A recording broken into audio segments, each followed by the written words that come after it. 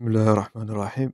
Bonjour chers collègues, conclure aujourd'hui le cours de la BPCO et on terminera comme on avait vu en cours de l'asthme par les exacerbations avec leur traitement, soit en ambulatoire, soit en critères d'hospitalisation.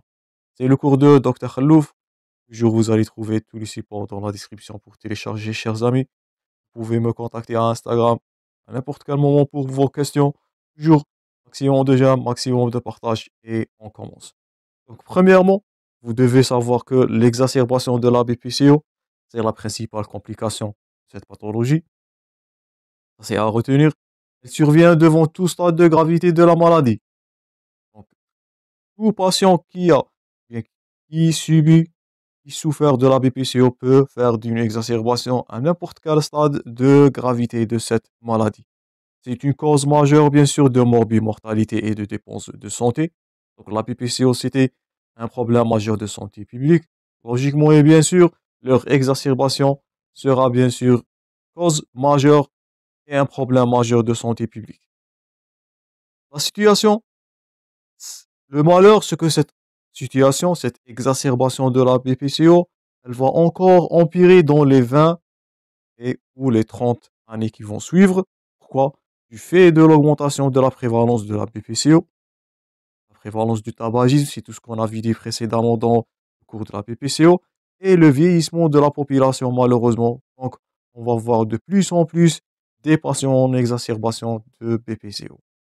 C'est pour cela, l'objectif dans notre cours aujourd'hui, c'est de savoir premièrement identifier une exacerbation ou une décompensation. On va voir dans cette partie la différence entre exacerbation et compensation, qui est la plus grave, évaluer les signes de gravité et identifier les causes. Et vous allez voir que c'est les causes infectieuses qui vont prédominer le tableau clinique. C'est pour cela qu'on a insisté sur la vaccination, surtout de la grippe et de du pneumocoque en mesure de prévention contre la BPCO.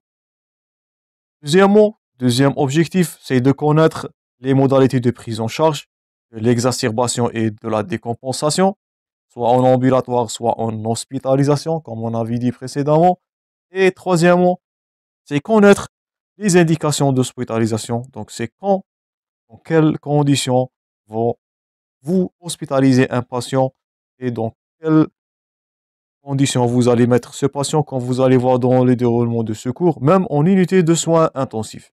Donc, la BPCO, l'exacerbation plutôt de la BPCO, donc, cause majeure de morbimortalité, la complication la plus fréquente d'une maladie chronique, la bronchopneumopathie obstructive, elle va malheureusement, je répète, elle va augmenter, elle va s'empirer encore et encore dans les 21-31 années qui vont suivre à cause de l'augmentation de la prévalence de BPCO, l'augmentation des patients fumeurs, des patients tabagiques et la négligence de cette maladie et la mauvaise observance du traitement, en plus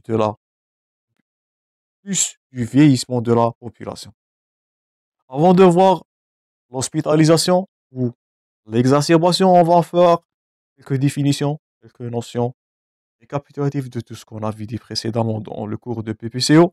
J'espère que vous avez noté ça dans les parties précédentes. Donc, la BPCO, c'est une maladie fréquente. Elle va empirer encore, gardez ça en tête. C'est une source de morbidité et de mortalité et de dépenses élevées de santé. Tout ça, on a vu dit précédemment.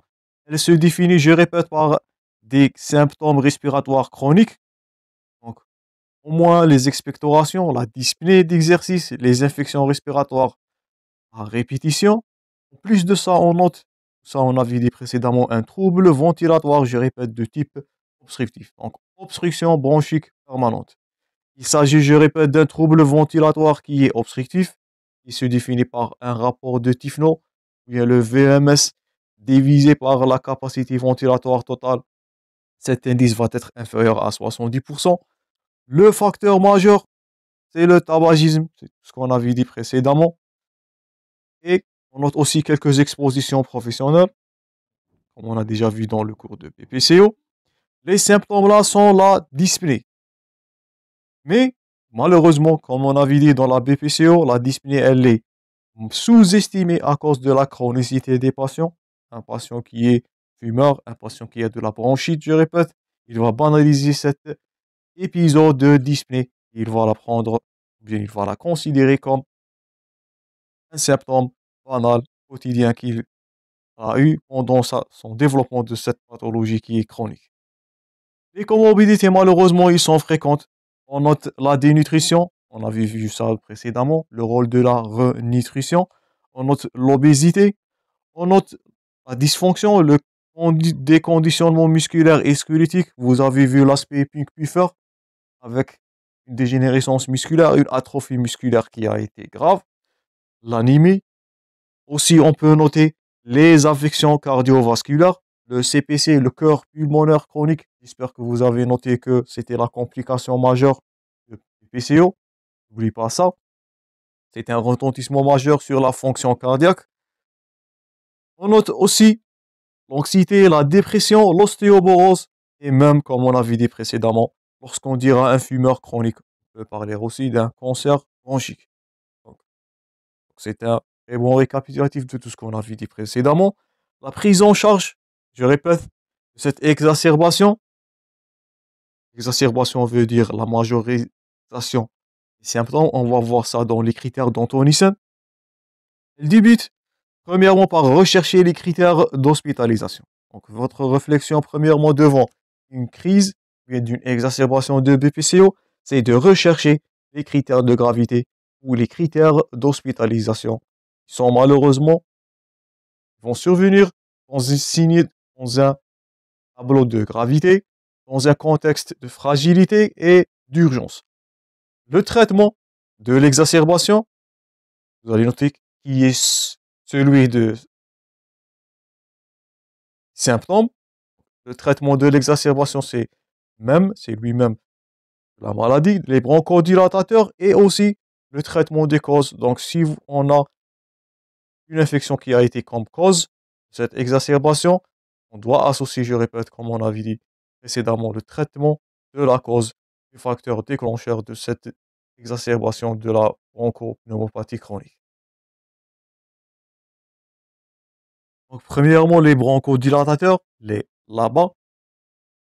Deuxièmement, on peut associer, ça c'est à retenir, et on va voir ça en prise en charge. C'est les corticostéroïdes oraux devant des signes de gravité, devant une amélioration qui est insuffisante après 48 heures. Et troisième critère, c'est l'oxygénothérapie. Et vous allez voir, ça c'est une indication à la mise en unité de soins intensifs devant une désaturation en O2 qui est inférieure à 92% malheureusement. Et ce trouble ventilatoire, ça va donner, gardez ça en tête, c'est l'acidose respiratoire qui va être malheureusement non compensée et qui va menacer la vie du patient.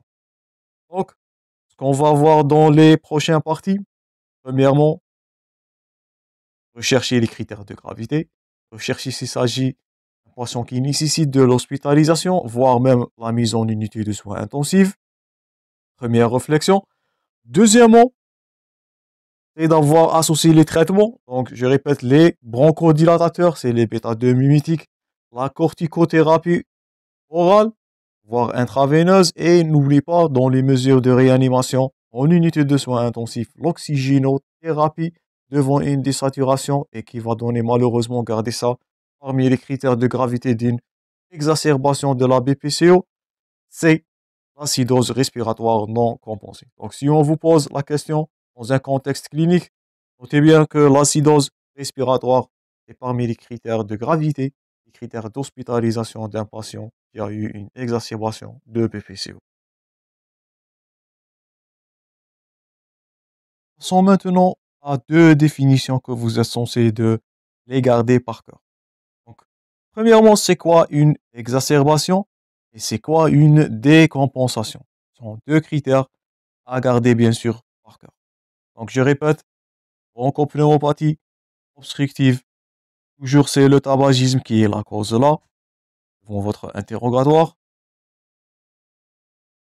Les critères d'Anthony Nissen qu'on va voir juste dans le moment, dans l'exacerbation, c'est, je répète, l'exacerbation c'est un événement aigu qui est marqué par la majoration des symptômes respiratoires au-delà des variations quotidiennes et qui va persister au-delà de 2 jours et qui va justifier une modification thérapeutique. Quels sont ces changements qui vont durer plus de 48 heures? Sont illustrés à droite dans les critères d'Anton Nissen. J'espère que vous allez les noter par cœur. Donc, premièrement, aggravation de la dyspnée. Deuxièmement, aggravation de la toux et la modification du volume ou de l'aspect de cette expectoration qui va devenir purulent. Je répète, les causes les plus fréquentes, l'origine et les infectieux de cette exacerbation. Donc, critères d'Anton Nissen, je répète, si on vous pose la question, un patient connu déjà PPCO chronique, il y a une exacerbation ou bien une aggravation de la dyspnée, une aggravation de la toux, modification des expectorations qui ont devenu purulents plusieurs, bien pendant plus de 48 heures. Là, c'est les critères d'Anton Nissen, je répète, c'est à retenir par cœur et ce sont les critères d'exacerbation. Donc là, on dit que le patient, il est en état d'exacerbation.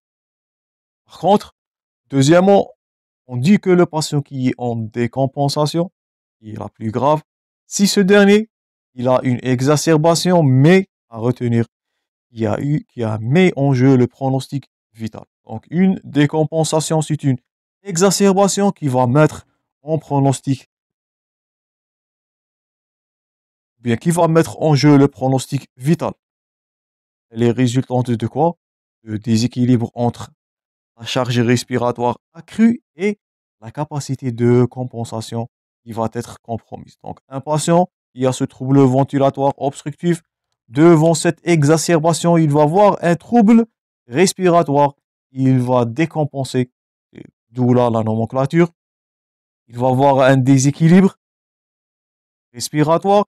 Il nécessite malheureusement souvent des mesures d'assistance respiratoire. Ce patient devant des compensations, il va nécessiter de l'oxygénothérapie, je répète, trouble ventilatoire obstructif et la ventilation assistée pour lutter contre, comme on avait dit, de l'acidose respiratoire qui va être non compensée et qui va être menaçant malheureusement. Donc je répète, exacerbation, si on vous pose la question, c'est l'aggravation des critères d'Anton Nissen, la dyspnée, la toux, l'aspect purulent, changement de l'aspect ou bien du volume de ces expectorations, plus de 48 heures, bien sûr. Donc ça, c'est le premier cas. Si cette exacerbation, elle est menaçante, elle met en jeu le pronostic vital, elle va donner un déséquilibre respiratoire, elle va nécessiter, je répète, de l'oxygénothérapie et de la ventilation assistée. Là, il s'agit d'une décompensation et généralement, ces décompensations sont prises, je répète, en hospitalisation, voire en unité de soins intensifs. En fréquence de ces exacerbations et de ces décompensations, les patients qui ont malheureusement de la PPCO au stade 2 vers 4, 2, 3 et 4, ils ont en moyenne, je répète, ça c'est la classification qu'on a déjà citée dans la partie précédente. Donc un patient qui est dit exacerbateur, il a plus d'une exacerbation par année. Ils sont classés selon les stades B et C. Donc ils sont dits exacerbateurs plus une exacerbation en année. Et la majorité de ces exacerbations, notez bien, comme on avait dit, ne sont pas rapportées par les patients, car ils les banalisent en raison de la chronicité de ces symptômes. Donc, une exacerbation, j'insiste sur les critères d'Anton Nissen. Si on vous pose la question dans un contexte clinique, un patient qui a eu une aggravation de la dyspnée, qui est bien connu BPCO, ou bien aggravation de la toux, une modification du volume, voire les expectorations qui vont devenir purulents, c'est les critères d'Anton Nissen. Donc, et là, il s'agit d'une exacerbation. Donc ça, c'est une exacerbation de la BPCO. Bien sûr, elle va durer plus de 2 jours. Une décompensation, c'est une exacerbation, mais qui va mettre en jeu le pronostic vital, qui va causer un trouble respiratoire, qui va causer de l'acidose respiratoire, je répète, parmi les critères de gravité. C'est une exacerbation qui nécessite de l'hospitalisation, voire même dans certains cas, la mise en unité de soins intensifs chez tout patient, comme on a dit dans la classification. Stade B, C, même voire D. Ces 3 stades sont dits exacerbateurs et ils vont avoir de cette crise-là en moyenne 1 vers 2 exacerbations vers une année. Donc, devant tous ces critères-là, vous avez un patient qui a soit de l'exacerbation, soit de la décompensation et il nécessite la prise en charge de cette dernière, soit en ambulatoire, soit en hospitalisation. Et ce qu'on va voir dans les prochaines parties de ce cours, où on va voir la démarche diagnostique ou bien la partie clinique, la conduite à tenir devant un patient qui a de l'exacerbation ou de la décompensation. Et bien sûr, on va voir les deux modalités de traitement, soit en ambulatoire, soit en hospitalisation, voire unité de soins intensifs. Donc ça, c'est tout premièrement. J'espère que vous avez noté la définition, une notion de base toujours ils sont à retenir, l'exacerbation, la décompensation, les modalités de traitement, et on va voir prochainement les critères de gravité. Merci pour votre attention, chers amis. Toujours le bon courage dans vos préparations et à la prochaine.